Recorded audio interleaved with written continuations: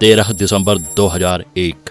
इस तारीख को चाह कर भी भुलाया नहीं जा सकता है, क्योंकि इसी दिन लोकतंत्र के मंदिर यानी भारतीय संसद पर आतंकी हमला हुआ था।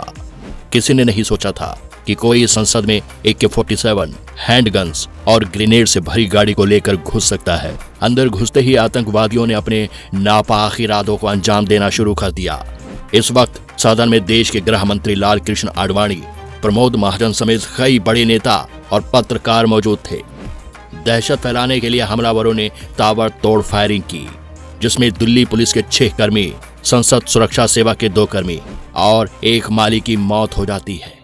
हालांकि बाद में 5 आतंकवादियों को सुरक्षा बलों ने मार गिराया था। उस वक्त हुए इस आतंकी हमले से न केवल संसद बल्कि पूरे देश में दहशत का माहौल बन गया था। कौन था इस हमले का मास्टरमाइंड? आखिर संसद में घुसने के पीछे उन आतंकवादियों का क्या मकसद था? चलिए आपको फुल डिटेल में बताते हैं कि उस खौफनाक दिन कैसा मंजर था। लोकतंत्र का सबसे काला दिन, ठंड का मौसम था, मगर संसद के भीतर का माहौल काफी गरमाया हुआ था। कारण था पक्ष विपक्ष के बीच जबरदस्त हंगामा। दरअसल संसद में शीतकालीन सत्र चल रहा था और महिला आरक्षण बिल को लेकर चर्चा हो रही थी। कुछ ही देर में ये चर्चा जबरदस्त हंगामे में तब्दील हो गई, जिसके चलते लगभग 11 बजे दोनों सदनों की कार्यवाही 40 मिनट के लिए स्थगित कर दी गई थी।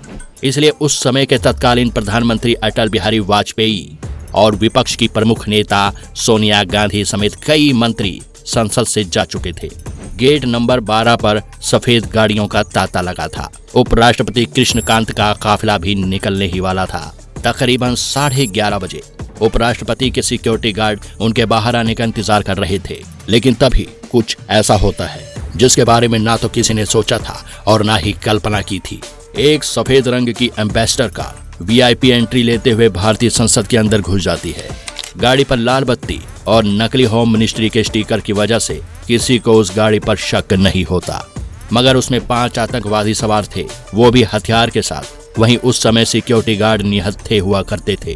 खैर, वैसे तो संसद के कई सांसद जा चुके थे, लेकिन उस वक्त भी गृह मंत्री लाल कृष्ण आडवाणी अपने कई साथी मंत्रियों और लगभग 200 सांसदों के साथ अब भी लोकसभा में ही मौजूद थे। हमेशा की तरह संसद में पत्रकारों की भी अच्छी खासी भीड़ जमा थी। इधर सिक्योरिटी गार्ड को चकमा देकर आतंकी किसी तरह अपनी गाड़ी को अंदर तो ले आते हैं, लेकिन संसद भवन के अंदर आते ही उन्होंने अपनी गाड़ी की रफ्तार तेज कर दी, जिससे वहां मौजूद सुरक्षा कर्मियों को शक होता है। इसलिए कुछ गार्ड्स गाड़ी के पीछे भागते हैं और उसे रोकने के लिए इशारा करते हैं। हबड़ा तबड़ी में आतंकियों की गाड़ी उपराष्ट्रपति की कार से टकरा जाती है। अचानक हुई इस जोरदार टक्कर से हड़कंप मच जाता है। इन आतंकवादियों को रोकने के लिए सबसे पहले लोकसभा के सुरक्षा कर्मचारी जगदीश प्रसाद यादव पहुंचते हैं। वो निहत्थे थे। टक्कर के बाद उस गाड़ी से फौरन 5 आतंकवादी बाहर निकलते हैं और कुछ अंधाधुंध गोलियां चलानी शुरू कर देते हैं। आतंकियों को रोकने की कोशिश के दौरान जगदीश प्रसाद यादव मारे जाते हैं। 5 आतंकी AK-47 से लैस थे और उन सभी की पीठ और कंधे पर बैग थे। पहली बार ऐसा हुआ था जब आतंक लोकतंत्र के मंदिर की दहलीज के अंदर आ चुका था। पूरा संसद भवन गोलियों की आवाज से गूंज उठा था। गोलियों की आवाज को ज्यादातर लोग पटाखों का शोर समझ रहे थे। संसद के भीतर मौजूद तमाम सांसदों और अन्य लोगों को जरा भी आभास नहीं था कि बाहर क्या हो रहा है। वो सभी इस बात से बेखबर थे, लेकिन बाहर मौजूद सिक्योरिटी गार्ड फौरन अपनी पोजीशन संभालते हैं।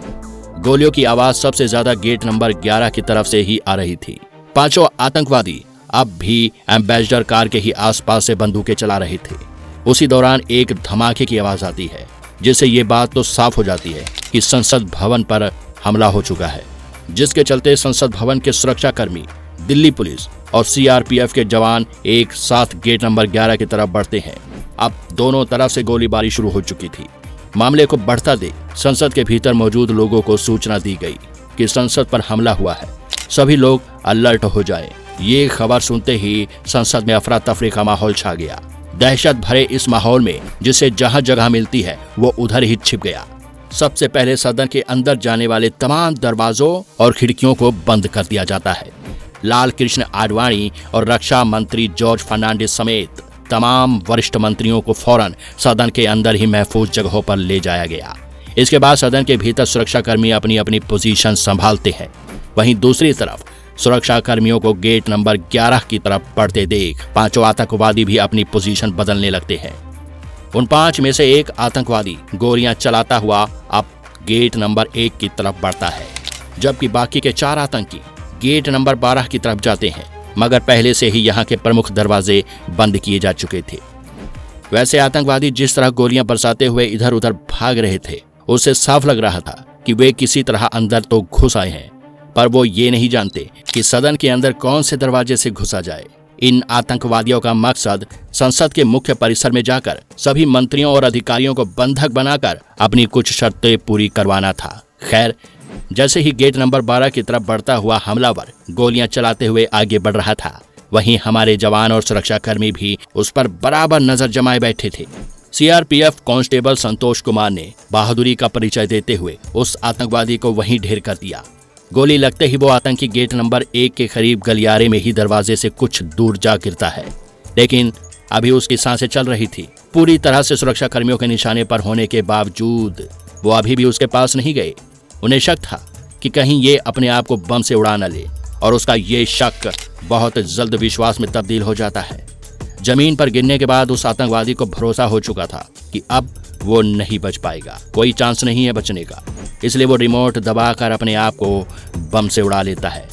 उस आतंकी ने अपने शरीर पर बम बांधा हुआ था, मगर खतरा अभी टला नहीं था। अभी भी 4 और आतंकी बाकी थे जो चलते फिरते बम की तरह थे। अंधाधुंध गोलियों की बरसात से उन्होंने संसद में कोहराम मचा रखा था। उन्हें देखकर ऐसा लग रहा था कि वो कई घंटों तक मुकाबला कर सकते हैं, क्योंकि वो पूरी तैयारी के साथ आए थे। लेकिन हमारे जवान भी पीछे नहीं थे, वो पूरे बहादुरी के साथ उनका मुकाबला कर रहे थे। इसी बीच शायद बाकी बचे 4 आतंकवादियों को भी अपने एक साथी मौत की खबर लग चुकी थी, जिसका अंदाजा उन्होंने उस धमाके से लगा लिया होगा जिसके जरिए उस आतंकी ने खुद को उड़ा लिया था। इसलिए बाकी आतंकवादी अब और ज्यादा घबरा गए और अपने मकसद को पूरा करने के लिए इधर उधर भाग रहे थे। अब तक एनएसजी कमांडो और सेना को भी इस हमले की खबर मिल चुकी थी। आतंकवादियों से जल्द निपटने के लिए दिल्ली पुलिस की स्पेशल टीम को संसद भवन के लिए भेजा गया। हालांकि संसद भवन में लाइव ऑपरेशन अब भी जारी था, वहीं मीडिया भी अपने काम पर लगी थी। उनके जरिए हमले की खबर अब देश विदेश तक फैल चुकी थी। पूरे देश में भय का माहौल था, जनता काफी डरी हुई थी। सुरक्षा कर्मियों ने अब चारों तरफ से आतंकवादियों को घेरना शुरू कर दिया था। दोनों तरफ से गोलीबारी लगातार जारी थी। फिर इसी दौरान गेट नंबर 5 से अच्छी खबर मिलती है, और वो ये थी कि हमारे जवानों ने एक और आतंकवादी को मार गिराया है। इस तरह अब 2 आतंकी मारे जा चुके थे। बचे 3 आतंकी अच्छी तरह जान चुके थे कि उनका यहाँ से जिंदा बचना नामुमकिन है, इसलिए वो अपनी आखिरी कोशिश को अंजाम देते हैं। अपने बचाव में लगातार गोलियां चलाते हुए तीनों आतंकी गेट नंबर 9 की तरफ बढ़ते हैं। एक रिपोर्ट के मुताबिक एक आतंकी ने दूरदर्शन केबल की मदद से संसद की पहली फ्लोर पर चढ़ने की कोशिश की थी, लेकिन जवानों ने गोली चलाकर इस कोशिश पर पानी फेर दिया। बस तब गुस्से में उसने पुलिस की तरफ ग्रेनेड फेंक दिया था। तब जवाबी कार्रवाई में हमारे सुरक्षा बल 2 और आतंकियों को मौत के घाट उतारने में कामयाब रहे। आखिर में अब केवल एक और आतंकी शेष बचा था। उसे पता चल चुका था कि सदन के भीतर जाने के सारे रास्ते बंद हो चुके हैं और उसकी जान बचने के कोई आसार नजर नहीं आ रहे। तब वो आखिरी 5वां आतंकी गेट नंबर 1 की तरफ भागता है। ज्यादा से ज्यादा नुकसान पहुंचाने के लिए उसने अपने आप को बम से उड़ा डाला। देखते ही देखते कुछ ही क्षण में उस आतंकी के चीथड़े हो गए। चारों तरफ धुआं और अजीब सी गंध फैल गई थी, जिसे देखकर हर किसी के होश उड़ गए थे। मगर खुशखबरी ये थी कि हमारे सुरक्षा बलों ने जी तोड़ कोशिश से सभी 5 आतंकवादियों को मार गिराया था। लेकिन अभी भी सुरक्षा बल मोर्चा संभाले हुए थे, क्योंकि उन्हें नहीं पता था कि आखिर कुल कितने आतंकी थे। काफी देर इंतजार करने के बाद जब सामने से कोई फायरिंग की आवाज नहीं आई, तब जाकर उन्होंने राहत की सांस ली। बहरहाल आतंकियों को मारने का ऑपरेशन तो अब खत्म हो चुका था, लेकिन गोलियों के बाद अब संसद में एम्बुलेंस की आवाजें कानों में गूंजने लगी थी। लगभग 45 मिनट तक चली गोलीबारी में दिल्ली पुलिस के 5 जवान, सीआरपीएफ की एक महिला सिक्योरिटी गार्ड, राज्यसभा के 2 कर्मचारी और एक माली की मौत हो गई थी। इस हमले में 18 लोगों के घायल होने की पुष्टि की गई थी, जिन्हें जल्द से जल्द एम्बुलेंस की मदद से अस्पताल पहुंचाया गया। वहीं दूसरी तरफ पूरी संसद के चप्पे चप्पे की चेकिंग की गई, जिसके बाद संसद के भीतर मौजूद तमाम नेताओं और अधिकारियों को बाहर लाया जाता है। वहीं इतने बड़े हमले को कवर करने के लिए संसद के बाहर मीडिया कर्मियों और पत्रकारों की भीड़ जमा हो जाती है। 5 आतंकवादी तो मारे गए थे, लेकिन संसद हमले की साजिश रचने वाले अभी बचे हुए थे। बड़ा सवाल ये था कि आखिर इस हमले के पीछे का मास्टरमाइंड कौन है। वैसे आतंकियों के शव, कपड़े और उनके पास से मिले सबूतों से इतना तो पता चल गया था कि जरूर यह पाकिस्तान की नापाक साजिश है। संसद पर हुए इस आतंकी हमले की निंदा करते हुए तत्कालीन प्रधानमंत्री का एक बड़ा बयान आता है। अटल जी कहते हैं कि भारत आतंकवाद का डटकर सामना करेगा। वहीं गृह मंत्री लाल कृष्ण आडवाणी ने भी कहा कि भारत इस हमले को हल्के में नहीं लेगा, वो दुश्मन को मुंहतोड़ जवाब देगा। इस घटना के कारण भारत और पाकिस्तान के बीच काफी तनाव बढ़ गया था। संसद हमले में मारे गए 5 आतंकियों की पहचान हमजा, हैदर उर्फ तुफैल, राणा, रणविजय और मोहम्मद के तौर पर हुई। इस आतंकी हमले की जांच दिल्ली पुलिस कर रही थी। वहीं हमले के 2 दिन बाद ही 15 दिसंबर 2001 को संसद हमले के मास्टरमाइंड अफजल गुरु को पकड़ लिया गया। अफजल गुरु जम्मू कश्मीर लिबरेशन फ्रंट यानी JKLF का सदस्य था और वहीं से उसने आतंकी की ट्रेनिंग ली थी।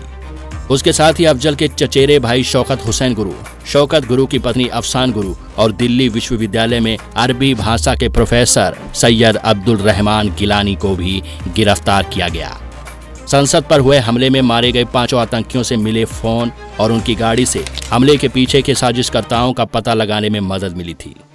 जब यह मामला सुप्रीम कोर्ट पहुंचा तो सबूतों के अभाव में SAR गिलानी और अफसान गुरु को बरी कर दिया गया, लेकिन अफजल गुरु की मौत की सजा को बरकरार रखा। वहीं शौकत हुसैन की मौत की सजा को खत्म कर उसे 10 साल की सजा का फैसला सुनाया जाता है। अफजल गुरु को इस हमले का मास्टरमाइंड करार देते हुए उसे 20 अक्टूबर 2006 को फांसी की सजा सुनाई जाती है, लेकिन उसकी फांसी पर रोक लगा दी गई थी। इसका कारण था कि फांसी से कुछ दिन पहले अफजल गुरु का परिवार राष्ट्रपति डॉक्टर APJ अब्दुल कलाम से मिलने के लिए नई दिल्ली आता है और फांसी टालने की अपील करता है। वहीं देश भर में अफजल गुरु को लेकर काफी आक्रोश था। उसी दौरान हमले में शहीद हुई CRPF जवान कमलेश कुमारी के परिवार ने साफ कह दिया था कि अगर राष्ट्रपति याचिका स्वीकार कर लेते हैं तो वे अशोक चक्र लौटा देंगे। 13 दिसंबर 2006 को मृतकों के परिजनों ने सरकार को पदक वापस कर दिए। उधर अप्रैल 2007 तक भारत के तत्कालीन राष्ट्रपति APJ अब्दुल कलाम ने न्यायिक प्रक्रिया में हस्तक्षेप करने से इनकार कर दिया था। इनके बाद 3 फरवरी 2013 को अफजल को लेकर की गई दया याचिका तत्कालीन राष्ट्रपति प्रणब मुखर्जी ने खारिज कर दी। आखिरकार 9 फरवरी 2013 को सुबह 8 बजे दिल्ली की तिहाड़ जेल में अफजल गुरु को फांसी पर लटका दिया गया। अफजल गुरु को फांसी की सजा देकर भारत ने पूरी दुनिया को बता दिया था कि वो आतंकवाद को कड़ी मात देने में सक्षम है। उम्मीद करते हैं कि आपको यह जानकारी पसंद आई होगी, तो बने रहिए हमारे चैनल पर और देखते रहिए इसी तरह की वीडियो लगातार।